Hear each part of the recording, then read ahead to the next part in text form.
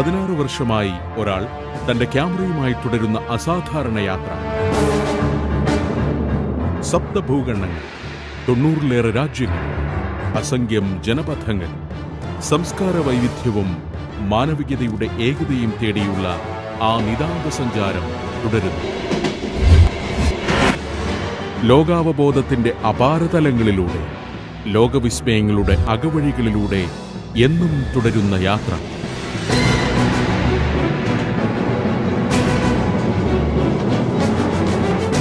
ഏഷ്യാനെറ്റിൽ 565 എപ്പിസോഡുകൾ പിന്നിട്ട സഞ്ചാരം ഇനി സഫാരി ടിവിയിൽ.